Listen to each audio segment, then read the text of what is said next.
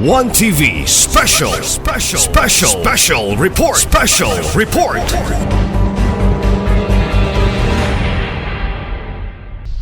So that people were probably hopeless.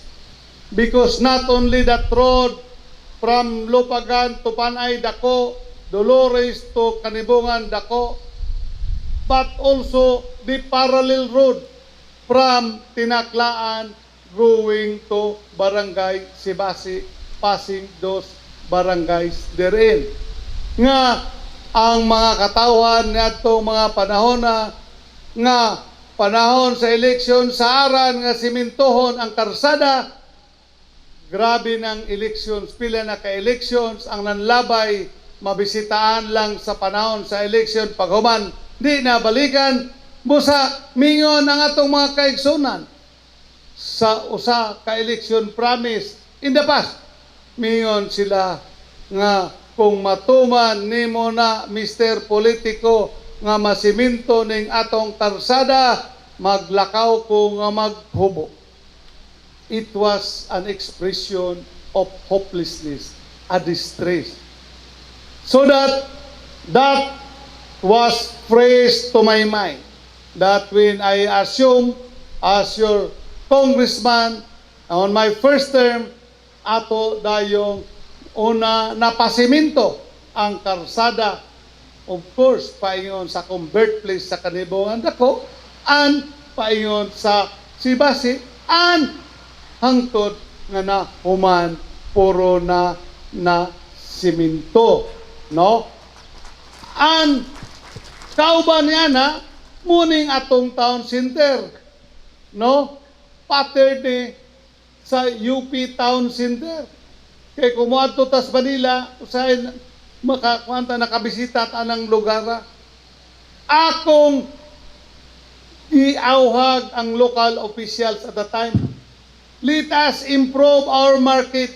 Kaya at the time ang atong merkado dito sa sulod na sunog, wala gyud nato ma-relocate, no? And then mo'y hinungdan nga I put up an initial fund of 50 million hangtod nahimong 150 million, no, nga para mataw ning maong town center. Okay? So, nagtuo ko nga sa atong pagbuhat aning town center, kay mo may akong vision, no? Sama karon na human ang atong AMURAP, na atong AGG, ang atong medical center dito sa Oroquita City, and the other hospitals nga atong gi-improve, no? Local projects, billions of pesos, wala gyud ta mangutang niana, no? Pero I was bringing that concept already. Pero later part, naibaw ko nga abi na ko ang 150 million. Akong counterpart sa building, inyo ang yuta, no, matay. Ang maong yuta, no, inyo man di ang giutang. Inyong gilon. Gawas nga inyong gilon ang pagpalit sa yuta nga ang nagbaligya hangtod karon wala magpakita, no? O history shows nga ang nagbaligya gipalit ang maong yuta sa taga Clarin, kay ang tagiya sa ni maong yuta taga Clarin man, no, lumad nga taga Clarin, gipalit lang kuno og tag 200 or may 300 pesos per square meter ni adtong maong nga businessman, dayon gibaligya sa gobyerno og 1,000 pesos per square meter. Naun sa man to bagay si Vice Mayor na dili pa pod official, no? Naun sa man tong pagka diskartiha. Unya karon, di ba? Nahimo ning issue kung asa ang title dili makita. And lately, I was informed by the mayor nga naay nagpadala og sulat kaniya nga representante sa tag-iya sa maong yuta nga nangayo sa kopya sa title ug ang maong representante mao'y naglingkod as mayor at the time nga nahimo ang maong transaksyon. No? So, that is what we call not the kind of good governance. So, mo'y hinungdan nga hangtod karon nagbayad paghapon ang lungsod sa maong utang kay nahimo mandening loan sa DBP amounting to 70 million ba nga karong 2028 pa mahuman. So, that is what we call the distinction under this Asinso administration. No? 1 year ang Waminal de los Santos Roa administration. No? Sa sulod sa 1 year, gawas nga nakahatag og mga additional benefits sa mga empleyado, no, sa mga katawhan in terms of social services na mataw kining maong proyekto nga gikan sa inyong pundo. O naa malagi pundo 50 million nga di na kinahanglan mangutang pa. No? So let us give a big hand to our local official, no? So that kining inyo karon nga dom sa giingon pa ni Engineer Manrial, ang inyong chairman sa Public Works Committee, in her project overview, nagkantidad og 200 milyones pesos. So that ang inyong 50 or 47 kulang pa og 150 million.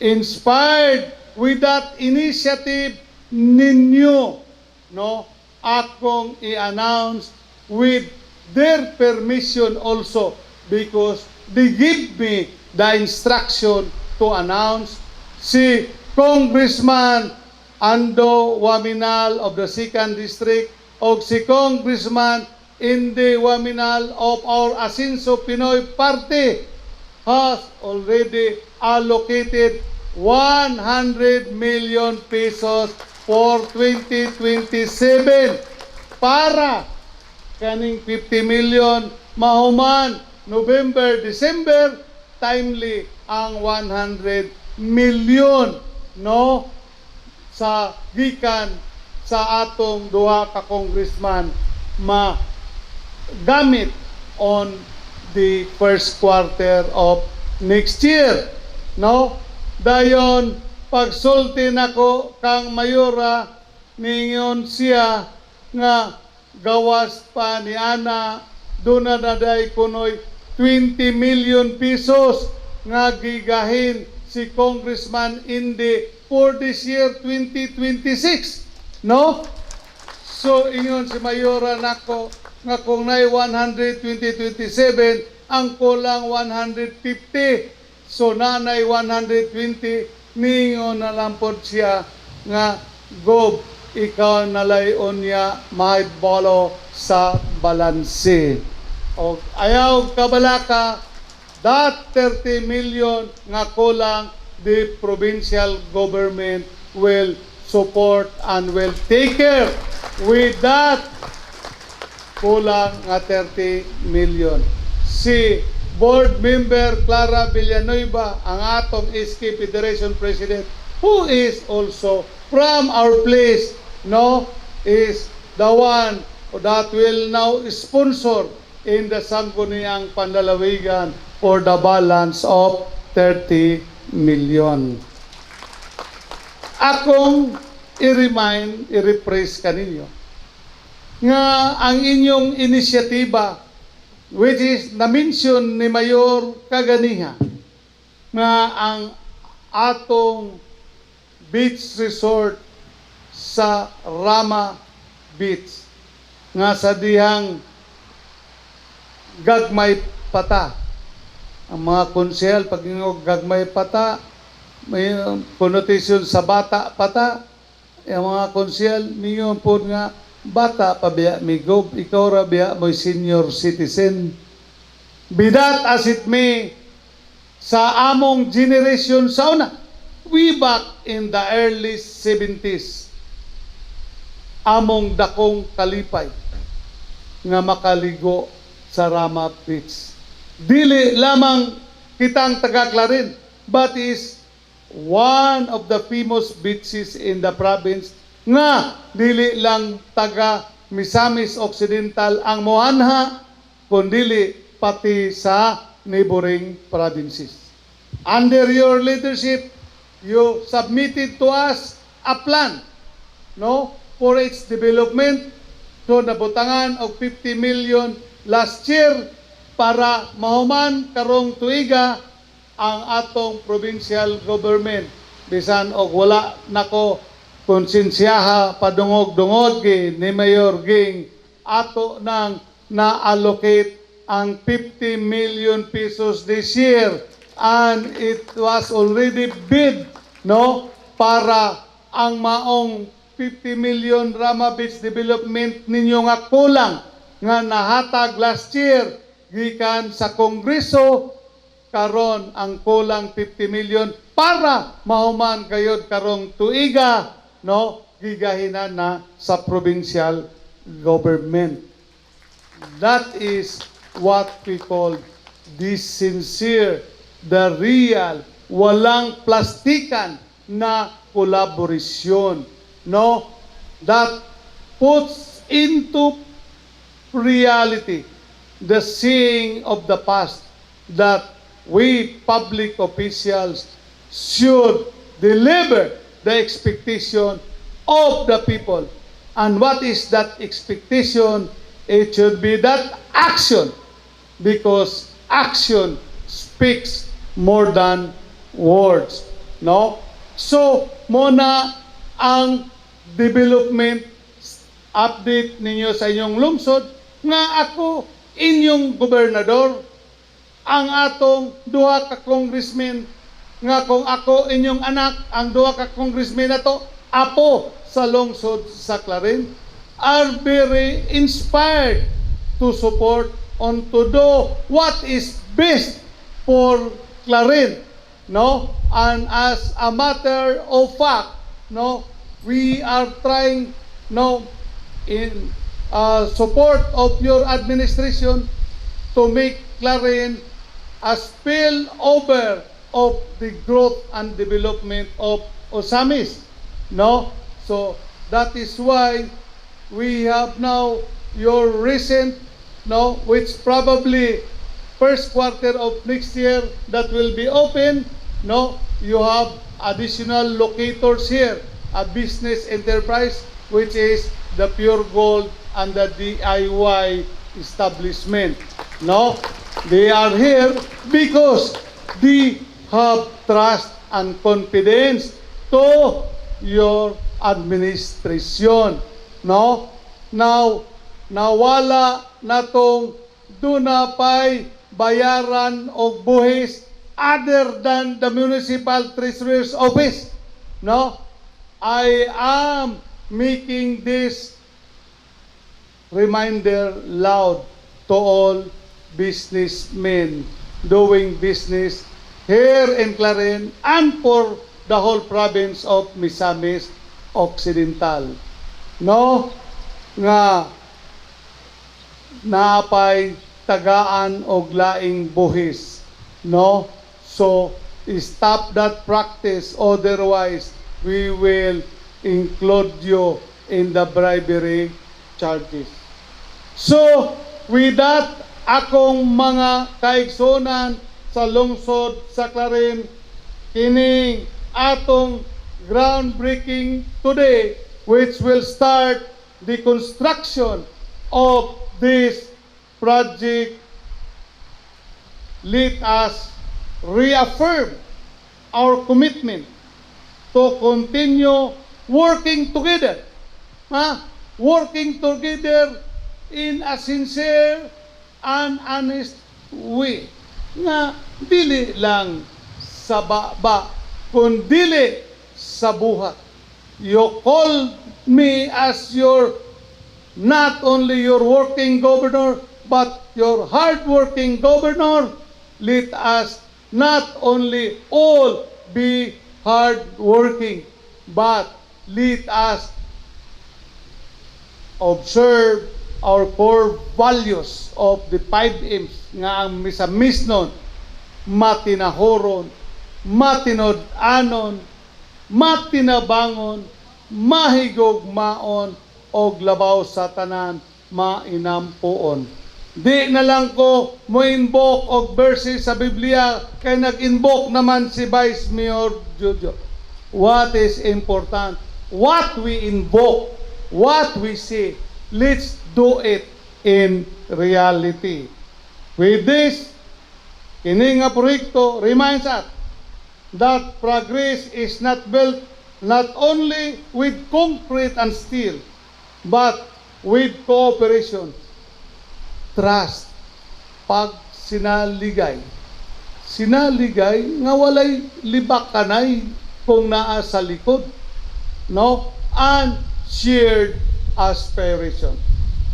To the people of Clarin and to the officials, congratulations of this significant milestone. May this project become a lasting symbol of our unity from our generation handed towards the next generation. Resilience and determination to move forward. Let us continue building a stronger, more vibrant, more progressive Clarin, contributing to an even greater Misamis Occidental under our shared Asenso vision. Daghang salamat. May God continue to bless the municipality and the people of Clarin and the province of Misamis Occidental. And I join in unison with your mayor to cheer Asenso Clarin. Asenso! Asenso Misamis Occidental. Asenso! Asenso Pilipino. Daghang salamat, mayong udto kanatong tanan. Thank you very much, Governor Henry Waminal. Let's give him another resounding applause. Thank you, Governor Henry, for your steadfast leadership and wavering support and for making the Asenso Cultural and Sports Dome a reality for Clarin. Magpalakpakan po tayong lahat.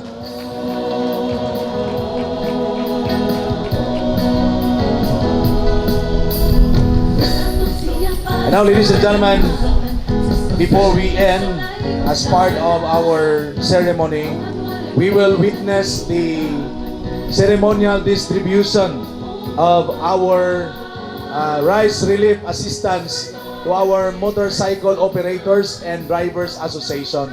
So I'd like to request the identified association's president to get ready, and may I request our governor to So anyhow, as mentioned by Governor, the drivers associations and operators, you will be receiving your rice relief assistance and of course the financial assistance, no? Pahalipay ni Governor ninyo alang sa inyong pagsaksi o pagsakripisyo karong adlaw. Atong pagpakan ang ato ang mga unsung heroes, our motorcycle operators and drivers association. Sir John, dito na lang sa as scheduled. All right? So ladies and gentlemen, as we conclude, please be seated. As we conclude this momentous groundbreaking ceremony, for the Ascenso Cultural and Sports Dome, we would like to take a moment to reflect on the significance of today. This project represents not just a physical structure, but a vibrant hub for our community, a place where culture, sports, and unity will flourish. As we look to the future, let us remember that this is just the beginning. Together, we will build not only a structure, but a legacy for generations to come. Thank you for being here today and for your unwavering support. Magpalakpakan po tayo.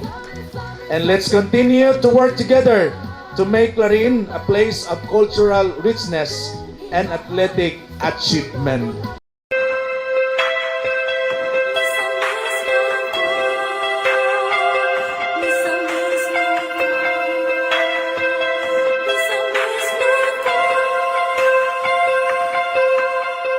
Oh, oh, oh.